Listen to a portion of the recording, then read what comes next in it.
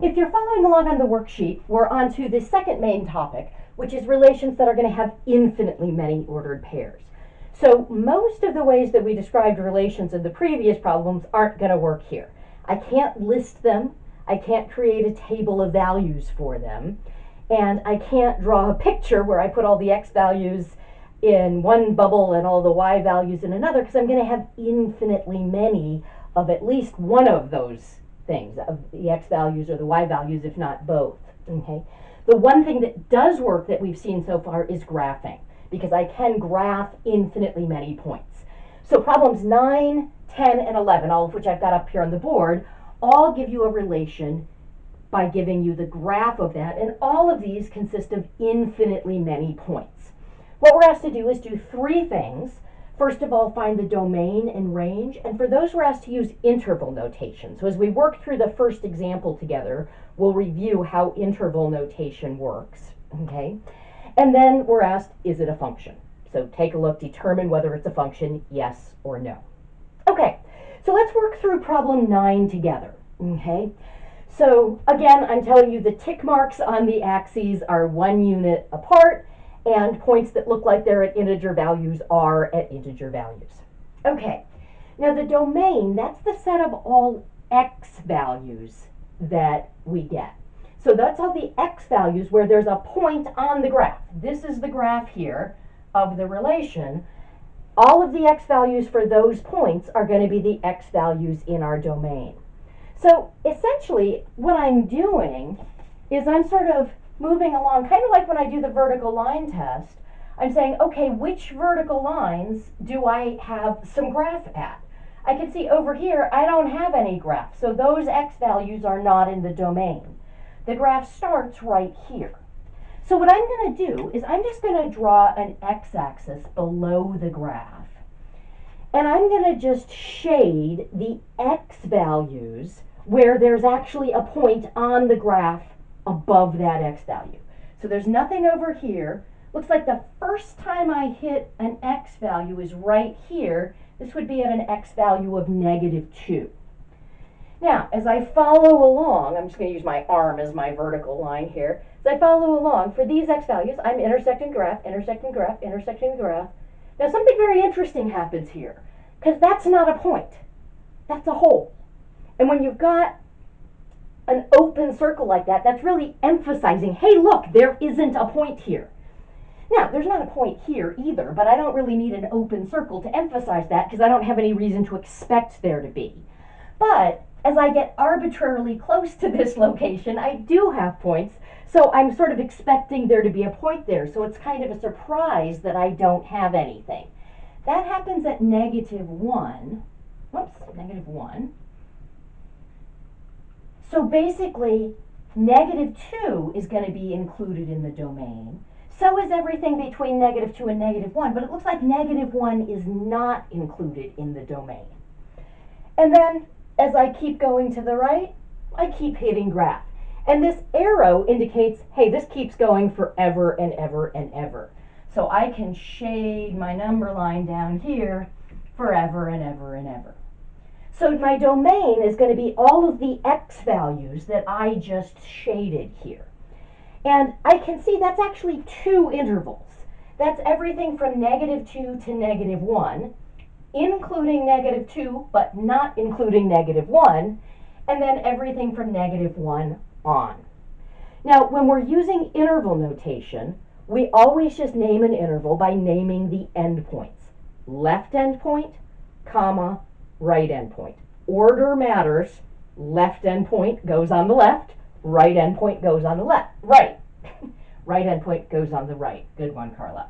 Okay, so this first interval would just be from -2 to -1. That's my left endpoint. That's my right endpoint. But I want to have a way of indicating that I'm including -2. There is a point there that is in the domain, but I'm not including -1. The way we do that is if a point is included, we will use a square bracket. Now, since this is the left endpoint, I'm going to use a left square bracket. If a right endpoint is included, I would use a right square bracket, okay? -1 was not included, so I'm going to use a parentheses. So a square bracket says that the endpoint is included. A parentheses, a rounded parentheses, says don't include the endpoint. All right, so that's the first interval. Now I'm going to write down the second interval. That starts here at -1, and it goes on forever. It doesn't have a right endpoint. When something goes on forever, we use the symbol infinity. It looks like an 8 that's taking a nap. Okay. This is infinity. If you want to put a plus sign in front of it, you can, because it's positive infinity. But just like with positive numbers, like if I'm writing 2, I don't usually write a plus in front of it. It's not necessary to put a plus sign there. If I have something that goes infinitely far to the left, I would use a negative infinity as my symbol to indicate that there is no left endpoint, that we go on forever. Okay. Now, I can see that the -1 wasn't included, so I'm going to put a parentheses there. Okay. Infinity always gets a parentheses, okay, because I can't include it. It's not a location on the number line. It's not a finite number. If I'm going to the right, I say, okay, I'm going to go to infinity. Am I there yet? No. Am I there yet? No. Am I there yet? No. Am I ever going to get there? No. Infinity isn't a number. It doesn't correspond to a location on the number line. So it can't ever be included in interval notation. So anytime I see a symbol infinity or negative infinity, I can automatically put the appropriate parentheses. Okay. So these are my two intervals. Now there's a little bit of notation that I need to add to it. Sometimes I just have one interval. If I've just got one interval, this is all I would do. If I have two intervals, I'm going to put a U in between them. That U is a union sign. So it's this interval union that interval. Or it's this interval together with that interval. So if you have more than one interval, you're going to write them both in interval notation and then just connect them with a union sign. That's like the math symbol for and, sort of.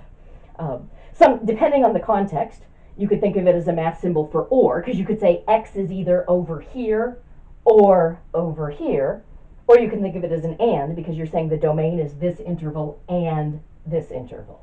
Okay, but it's one of those connecting words.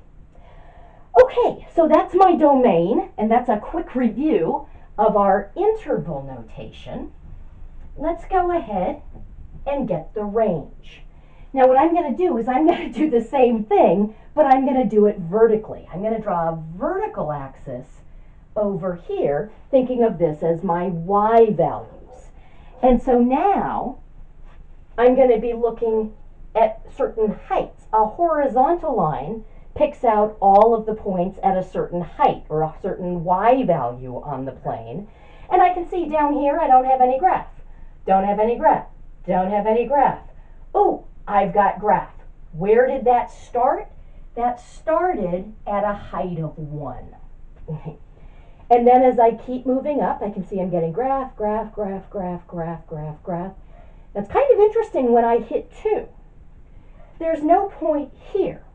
So there's no point with an x value of -1 and a y value of 2.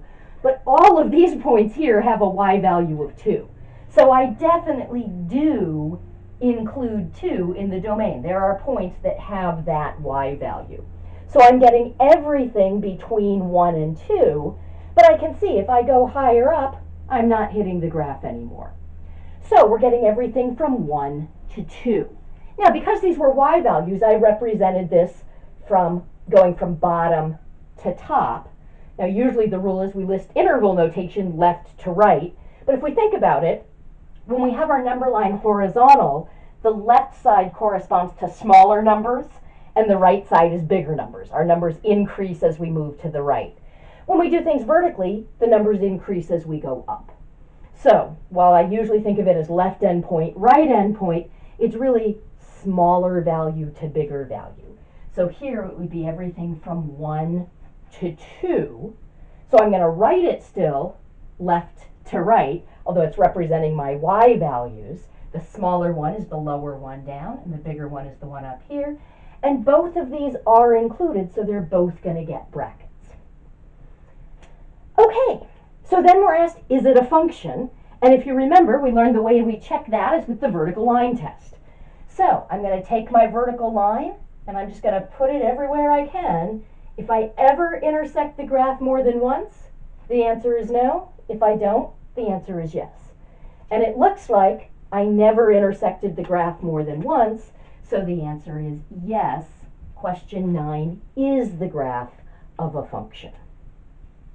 All right, so I've got questions 10 and 11 up here. If you've got the worksheet printed out, you've got a cleaner version of them there, but I promise that I will always have them up on the board here if you prefer that.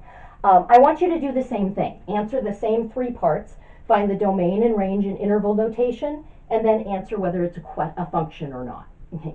One thing I need to just point out, again, if it looks like a point has integer coordinates, it does. That's the convention we're using here. And then for this graph here, it might look like there's no graph down here, but I noticed that up here there's this arrow, and here we were going left and down. So how far down does it actually go? Well, here's the rule.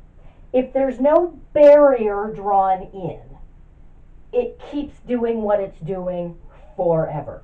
So this is going left and down. If I don't draw in a barrier to say don't go below this line, it's understood that this keeps going left and down forever. So it goes infinitely far to the left and infinitely far down.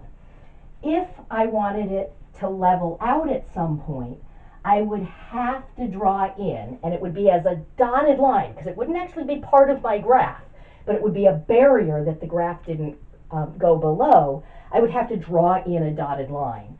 That would be called an asymptote.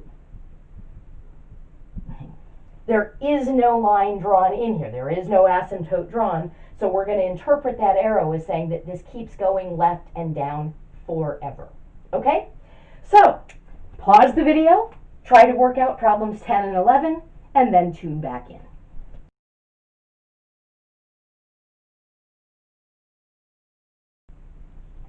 All right, I've got the answers for 10 and 11 here. I just moved 10 over to this part of the board.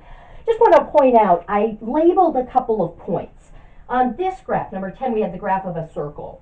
I just labeled the coordinates of the highest point and the lowest point, and the leftmost point and the rightmost point, because those were going to be very important in determining the domain and the range. If I'm looking for the domain, no graph, no graph, no graph, no graph. When I hit that leftmost point, that's when I start to intersect the graph, and that was at this x value here of 1. And then we leave the domain when we pass the rightmost point at 3. So the domain was from 1 to 3, including both endpoints. Range -2 to 0, going from down here to up here. And it's not a function because you can see we fail the vertical line test. At the leftmost point, we intersect that vertical line once, but anywhere between the leftmost and the rightmost point, there are 2 points on the circle for each vertical line, so it fails the vertical line test, not a function. All right, for number 11, I just labeled this point, which is called the vertex of this shape, because that's sort of an important point. And I can see, because these arrows go infinitely far to the left, the x values go infinitely far to the left.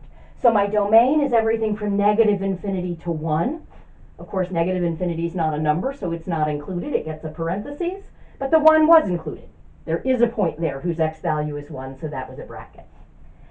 We discussed the fact that this arrow is going to keep going down forever and ever and ever. Now, it might take a while before it's so low that it's off the screen, but it's going to get there eventually. So this is going to go infinitely far down. This one's going to go infinitely far up. So my range is everything from -infinity to infinity. It's all real numbers, and that's how I denote all real numbers using interval notation. Okay. And then this one is not a function because, of course, a lot of vertical lines intersect it at more than one point. All right,